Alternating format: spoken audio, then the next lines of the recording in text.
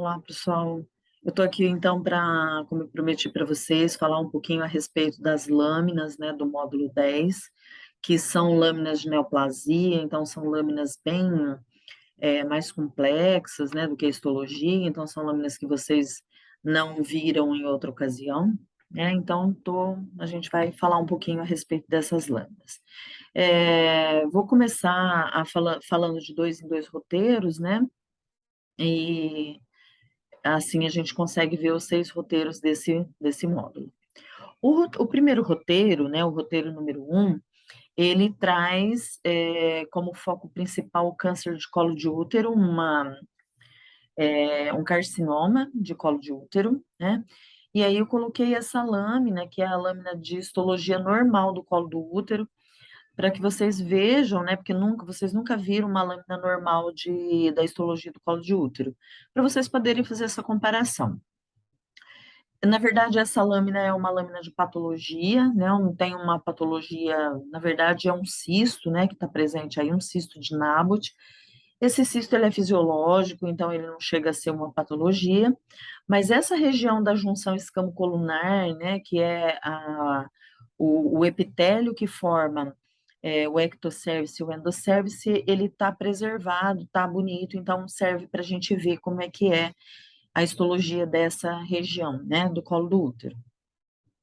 Então, o colo do útero, né, que a gente chama de cérvix uterino, ele é formado por duas regiões. A região mais externa, que está conectado com a vagina, é chamado de ectocervice. E no caso do ectocervice, o epitélio que predomina no seu revestimento é o epitélio pavimentoso estratificado, né? Então, também chamado de epitélio escamoso estratificado. Então, escamoso é sinônimo de pavimentoso.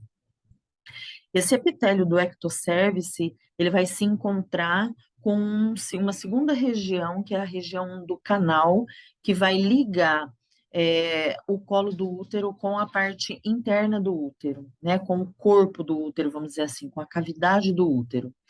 Essa região é chamada de endocervice, e o endocervice, ele é revestido por um epitélio colunar simples, ou seja, um epitélio cilíndrico, né?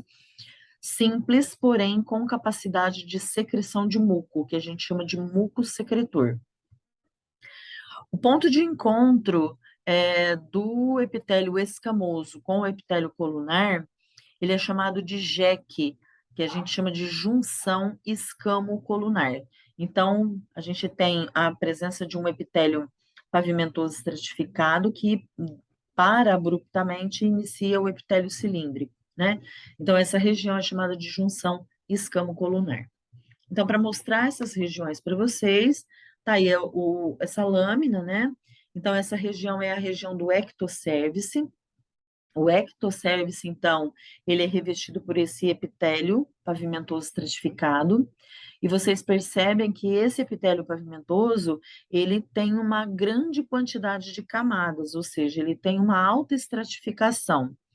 À medida que essas células vão se tornando mais distantes da lâmina basal, ou seja, elas vão se tornando mais superficiais, elas vão ficando mais achatadas. Então, por isso esse nome de escamoso ou de pavimentoso, né? Por causa que elas vão se tornando mais achatadas à medida que chegam na superfície.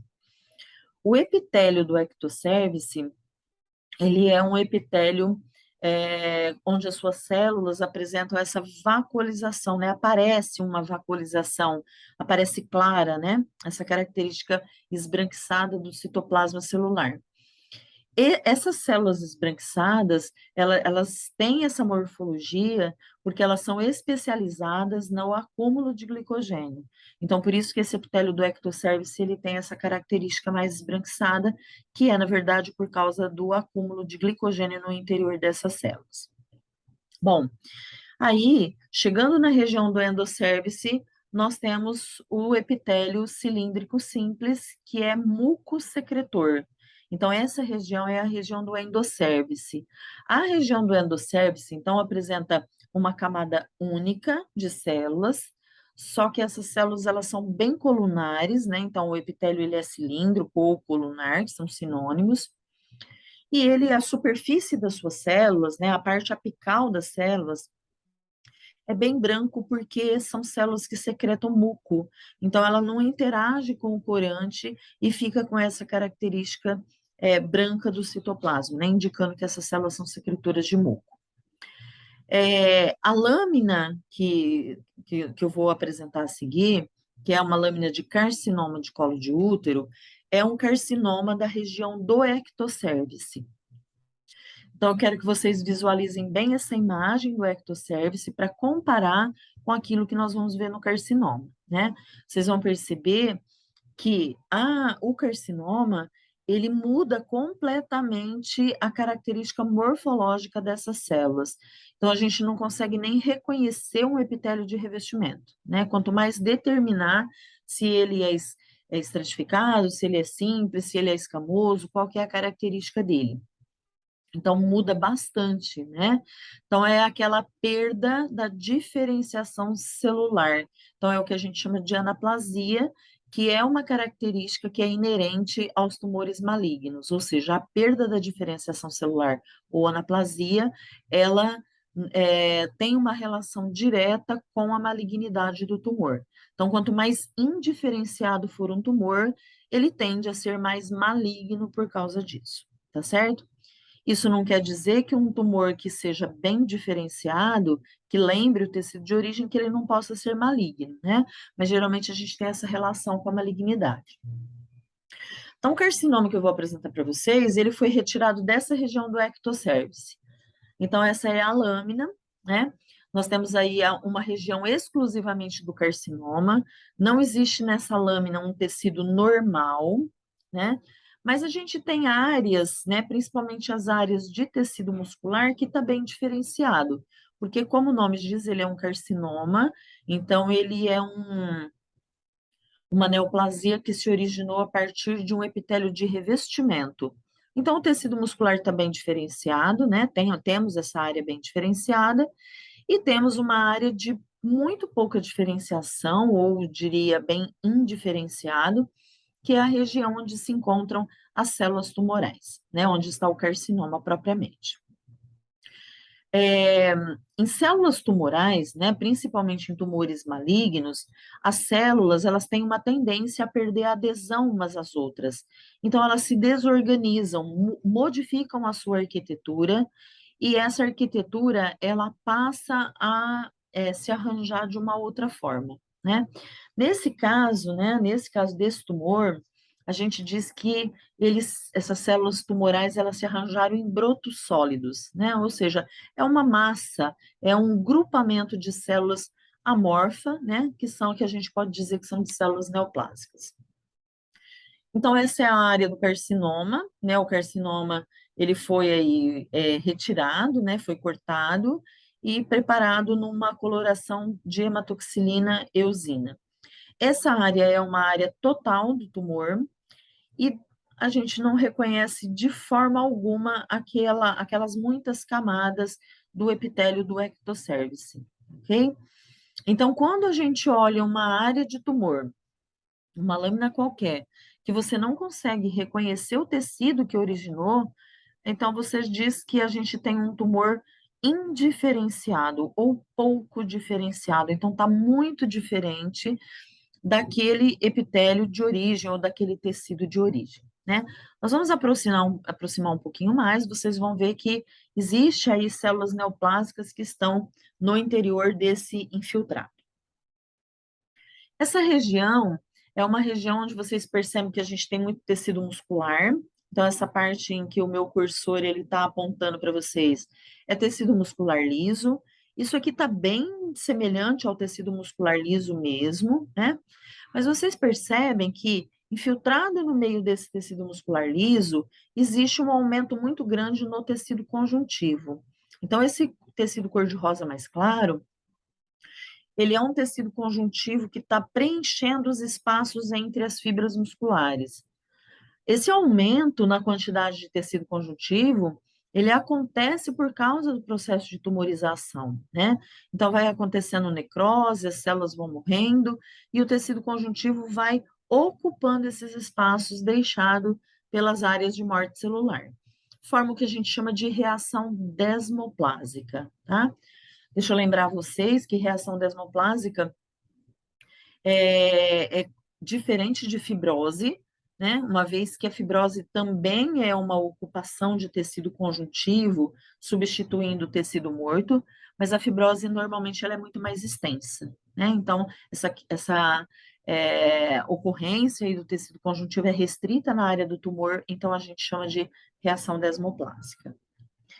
Então, aí a reação desmoplásica é o aumento dessas fibras colágenas, né? Ou seja, aquela fibra que constitui o tecido conjuntivo, e ele se localiza aí entre as fibras musculares, né?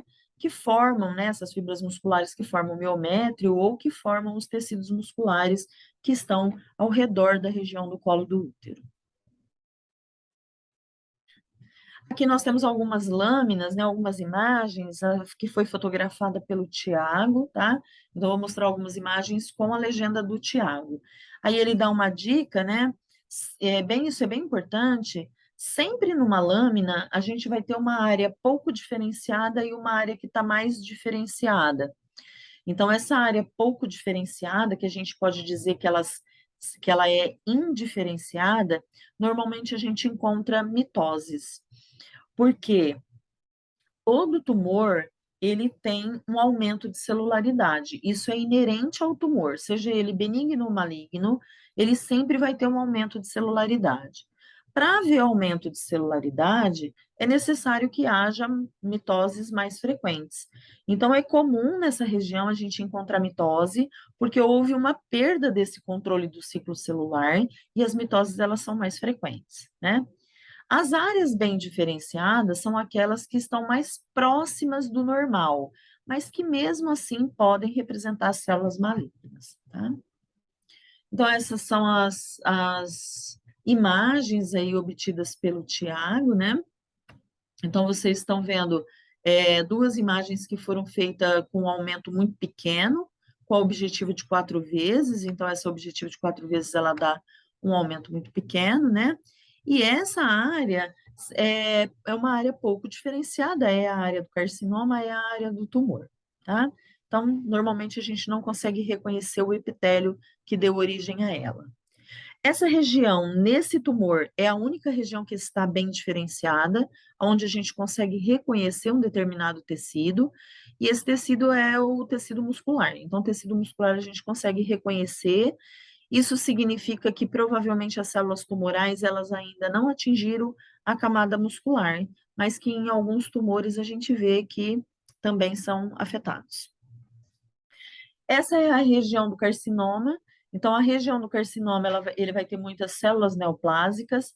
Essas células neoplásicas, elas vão ter uma variação muito grande no seu formato, na sua forma, e ela vai ter uma variação também no tamanho, né? É comum a gente ter essa variação entre as células tumorais. Nesse caso, essas células neoplásicas, elas perderam a arquitetura natural do epitélio escamoso estratificado, então aquela arquitetura foi perdida, e as células tumorais, elas se rearranjaram num tipo de arranjo que a gente chama de broto sólido, né? Que parece essas bolas aí que vocês estão vendo. Então, por que um broto sólido? Porque ele é muito restrito, né? Então parece uma pequena bola, então por isso broto, né? Como se fosse um pequeno broto. E sólido, porque ele não tem cavidade, ele não tem luz, ele é todo preenchido por essas células, tá certo? Então aí, o primeiro roteiro, né? Onde se falava de câncer de colo de útero. Aí a gente passa para o roteiro número 2, né, que é um roteiro que está voltado para o estudo das leucemias, ok? Então, eu sugeri aí para vocês dois tipos de lâmina, né? A primeira lâmina, que é a lâmina número 11, que é um esfregaço de sangue humano, corado para que a gente visualize as células vermelhas do sangue, então as hemácias, para que a gente possa ver também os leucócitos, que aí são corados, né? O núcleo desses leucócitos são corados, e a gente consegue reconhecer os 3 tipos celulares, né? Os 3 tipos de leucócitos que circulam pelo nosso sangue periférico. Os neutrófilos, os eosinófilos, os basófilos, os linfócitos, os monócitos, Lembrando que células, por exemplo, os basófilos são células raras, né? A gente encontra em proporção muito pequena nessas lâminas. E aí a gente tem lá no laboratório algumas lâminas, né, do esfregaço de sangue periférico de leucemias, para que a gente possa fazer, né, uma análise aí das modificações que aparecem nessas leucemias em comparação à lâmina normal. Basicamente, o mais diferente que a gente vai visualizar aí é que, no caso de uma leucemia linfóide, que é o caso dessas lâminas que a gente tem aí, essas leucemias linfóides, elas apresentam pouquíssimos linfócitos maduros. O que ela vai apresentar são blastos, né? São os chamados linfoblastos, que são células imaturas que acabam sendo jogadas no sangue periférico por causa da ocorrência tumoral, tá? Então, por causa do tumor, né, por causa do câncer que se estabelece, essas células não têm tempo de se passar pelo processo de maturação e elas são jogadas na corrente sanguínea de uma maneira imatura. Então, são os chamados blastos, né, ou linfoblastos. Essa aqui é a lâmina normal, então é a lâmina, é o esfregaço de sangue periférico humano da lâmina normal, onde a gente reconhece as hemácias, que são anucleadas, né, nos mamíferos, então na espécie humana a hemácia ela não apresenta núcleo, e aí a gente observa os dois tipos de leucócitos mais abundantes do sangue humano, né? O neutrófilo, que é a célula mais abundante, que tem esse núcleo todo segmentado. Na verdade, o neutrófilo ele pode ter de 2 até 7 segmentos, até 7 lobos. Então, é uma célula que tem uma variação morfológica muito grande do seu núcleo, né? É a célula mais abundante, também é aquela que é mais fácil de ser reconhecida. O neutrófilo é uma célula que a gente chama de granulócito, porque o citoplasma dele tem pequenos grânulos, né, um grânulo fininho, então por isso que a gente não vê de maneira tão evidente, mas esses grânulos são bem fininhos. E aqui embaixo, né, um monócito, que é uma célula que pode variar desse núcleo levemente esférico até um núcleo em formato de rim, que é o mais comum na formação dos monócitos, tá? Esse é um basófilo. Eu lembro a vocês mais uma vez, reforço que o basófilo geralmente é uma célula muito difícil de ser observada, porque ele aparece numa proporção muito baixa, numa porcentagem muito baixa, mas a característica principal do basófilo é apresentar uma granulação roxa bem intensa que acaba tampando o núcleo do basófilo, né? Então, acaba obstruindo esse núcleo do basófilo. Esse é um linfócito, então o linfócito, observem bem a característica do linfócito, porque ele vai ser diferente na leucemia linfóide, esses linfócitos, como eu falei, eles não acabam amadurecendo, então eles acabam sendo lançados na corrente sanguínea de maneira imatura. Então, são os chamados linfoblastos, que vai ter um núcleo um pouco mais claro, o núcleo ele vai se curar de uma maneira muito mais clara, e o núcleo vai estar bem mais túrgido, mais inchado, como se fosse uma estrutura bem mais globosa. Tá? Esse é um eosinófilo, o eosinófilo facilmente reconhecido por causa dessa característica muito acidófila do seu citoplasma. Então, o eosinófilo, ele também é um granulócito, ele tem muitos grânulos no seu citoplasma, mas esses grânulos, eles são acidófilos, então ele acaba corando com a eosina, por isso que ele tem essa tonalidade, né, que vai aí de um cor-de-rosa até um alaranjado.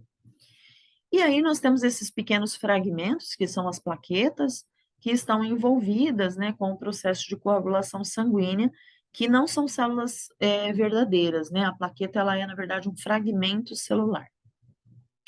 Agora, nós temos a lâmina de leucemia, né? Uma das lâminas de leucemias, nós temos mais lá do que uma, e essa leucemia, que é a leucemia que foi proposta no problema de vocês na tutoria, é uma leucemia linfóide aguda, né? Chamada LLA, tá? E é a lâmina que é mais evidente, né? Que é mais interessante da gente observar, porque as leucemias mieloides, por exemplo, são difíceis de observar diferenças, as suas diferenças celulares, e a gente não consegue observar tanto como essa célula ela se encontra imatura nessas lâminas. Então, essa é uma imagem de livro, né? São os linfoblastos. Vocês percebem que os linfoblastos, isso aqui não é uma imagem da nossa lâmina, tá bom? É uma imagem de livro. Vocês percebem que o linfoblasto, ele está muito mais globoso, então é uma célula bem túrgida, bem inchada, e esse citoplasma, desculpa, esse núcleo, né, com uma coloração mais voltada para o arroxeado, não tão azul, né, não tão azulado, não com uma coloração tão intensa como nos linfócitos. Então, o linfócito maduro, ele tem um núcleo com uma coloração mais forte, né, mais escura. E os linfoblastos têm esse tom aí mais avermelhado, mais arroxeado do que os linfócitos maduros. E é comum também a gente observar esses espaços em branco, tanto no núcleo quanto no citoplasma, que é uma vacuolização dessa célula, que também é um indicativo da sua imaturidade. Então, aí mais uma imagem, né? Vocês percebem que essa imagem, esses linfoblastos, que são linfoblastos que estão provocando uma leucemia, eles têm também um padrão de coloração diferente do seu citoplasma. Os linfócitos são caracterizados por ter citoplasma bem escasso, bem periférico, né, bem escasso, mas normalmente esse citoplasma ele é transparente, o que não acontece aqui. Então, vocês estão vendo um citoplasma mais azulado, né? Normalmente, quando as células do sangue elas estão imaturas, o citoplasma tende a ter essa cor mais azulada do que as células maduras. Essas são as nossas lâminas, né? A gente tem algumas lâminas onde os linfoblastos aparecem nitidamente, né? Então, nós temos aqui, por exemplo, vários linfoblastos, como esse que vocês estão vendo aqui do lado esquerdo, que eu estou apontando, que são células imaturas, está com o núcleo bem túrgido, né? Essa aqui é uma célula que está com o núcleo bem claro, né? Então, já mostrando que essa célula é uma célula completamente imatura. Aqui nós temos uma lâmina do Tiago, né, que foi ele que fez essas fotos, então ele puxa o aumento aí para o lado, para vocês verem, né, as características, por exemplo, que não é comum a gente não ver no sangue periférico, que é a ocorrência das mitoses. Então, quando a gente observa uma lâmina de sangue periférico normal, raríssimas vezes a gente encontra uma mitose. Nesse caso, como se trata de sangue leucêmico, né, com leucemia, é comum a gente encontrar essas figuras de mitose. Então, isso aqui é uma anáfase tardia, aqui já o núcleo se reorganizando, né, caminhando para uma telófase, aqui ainda os cromossomos bem condensados, né, mas é uma figura de mitose. Aqui os linfoblastos, né, comparado ao tamanho do linfócito, então vocês percebam que o linfócito, a célula madura, é uma célula um pouco menor, né, que a gente quase não observa o citoplasma. O linfoblasto à esquerda já é uma célula uma célula maior, com um núcleo maior, e o núcleo com uma coloração muito mais clara do que a imagem vista à direita, ok? Aqui uma outra imagem mostrando uma outra figura de mitose, né? Aqui embaixo, interessante demais isso, né? Poder observar a mitose no sangue periférico, que é muito incomum. Então, ou uma outra figura de mitose, aqui em cima um neutrófilo, né? E vários linfoblastos ao redor aí das células normais. Então, essas células mais roxas que vocês estão vendo nessa imagem da esquerda, essas células com um roxo que puxa aí para o azulado, né? Parece mais um azul, são todos linfoblastos, né? Então, nós temos um aumento muito grande na quantidade de células e uma quantidade muito grande de células imaturas, né? Então, a quantidade de linfoblasto realmente é muito grande, ok? Então, os dois primeiros roteiros estão aqui, meninos, né? Eu volto para falar dos dois próximos roteiros, os roteiros 3 e 4, ok?